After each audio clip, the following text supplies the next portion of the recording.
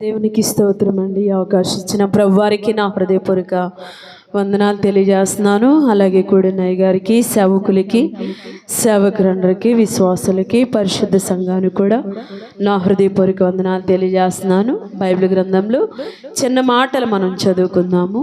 Bible ఉన్నారు చూద్దాం. కీర్తన గ్రంథము 84వ అధ్యాయము. బైబిల్ ఉన్నారు చూడండి. కీర్తన గ్రంథము 84వ అధ్యాయము 11వ వచనం నుంచి నేను చదువుతాను. బైబిల్ ఉన్నారు చూడండి. దేవుడైన యెహోవా సూర్యుడును కేడెమునై ఉన్నాడు. యెహోవా కృపయు ఘనతయు అనుగ్రహించును. యథార్థముగా ప్రవర్తించు వారికి ఆయన ఏ మేలును చెయ్యక మానడు. సైన్యములకు అధిపతి యెహోవా నీ యందు నమ్మకించువారు ధన్యులు. దేవునికి స్తోత్రం. అందరూ బాగున్నారండి? అందరూ బాగుంటే గట్టిగా చప్పట్లు కొడుతూ దేవుని నామని ఘనపరుద్దాం. దేవునికి స్తోత్రములు, ఘనత, మహిమ దేవాది దేవునికే. దేవుని కృపను బట్టి, దేవుని ప్రేమను బట్టి ప్రభువారు మరి గత సంవత్సరం ఇదే స్తుతికోటం నుంచి మరి ఈ సంవత్సరం ఈ స్తుతికోటం వరకు దేవాది దేవుడు మరి ఇక్కడ మరి సాగయ్య గారి ఫ్యామిలీతో అలాగే మనందరితో కూడా మన ప్రభువారు తోడుగా ఉండి మరి నిజంగా దేవుడు మనందరిని కూడా ఈ రోజున ఆయన సన్నిధానములో మనందరిని కూడా సజీవ సంఖ్యలో ప్రభువారు నిలబెట్టినందుకు అందును బట్టి దేవునికి స్తోత్రం. Thank you Jesus, thank you Jesus.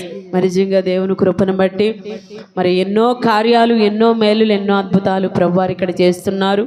అలాగే చేశారు కూడా, ఇంకా చేస్తూనే ఉంటారు ప్రభువారు. మరి నిజంగా మరి ఎందు నిమిత్తం సేవకు వచ్చారో చక్కని సాక్ష్యాలు మీరు విని ఉన్నారు. చాలా సంతోషం. మరి సాకయ్య గారు మరి నిజంగా చూసినట్లయితే ఎన్నో పనులు చేసుకోవచ్చు, ఎన్నో వైద్యాలు చేసి బ్రతకొచ్చు. కానీ వాటి ద్వారా బ్రతుకు లేదు, బ్రతుకు పోయే పరిస్థితి, జీవం పోయే పరిస్థితి. అలాంటి పరిస్థితుల్లో అయ్యా బ్రతకాలి, ఏం చేయాలి అని దేవునితో బహుబలంగా ప్రార్థనలోకి వచ్చినప్పుడు మరి నిజంగా దేవుని సన్నిధిని మరి ఆశ్రయించినప్పుడు, ప్రభువారిని మరి ఆనుకొని ఉన్నప్పుడు, ప్రభువారి దగ్గర మనవి చేసినప్పుడు మరి నా సేవ చేస్తావా అని ప్రభువారు అడగడం, అలాగే సేవ చేస్తానయ్యా అని దేవుని దగ్గర తీర్మానం చేసుకోవడం ద్వారా దేవుడు నిజంగా ఎన్నో వైద్యాలు చేసినా, ఎన్నో పనులు చేసినా, ఎన్నో బ్రతకడానికి ఎన్నో తెలివితేటలు ఉన్నా సరే బ్రతికే పరిస్థితి లేదు. ప్రాణం ఉంటేనే కదా మన నిజంగా అటువంటి ప్రాణం పోయే పరిస్థితి. ఎప్పుడైతే విశ్వాసంగా ఎదుగుడు ద్వారా, భక్తి జీవితంలో దేవుని నమ్ముకోవడం ద్వారా, మరి ప్రభువారి దగ్గర విశ్వసించడం ద్వారా, నమ్మే బాప్తిసం పొందడం ద్వారా దేవుడు ఆ కుమారుని బ్రతికించడమే కాకుండా మరి ఆయనకి పనికొచ్చే పాత్రగా ఈ రోజున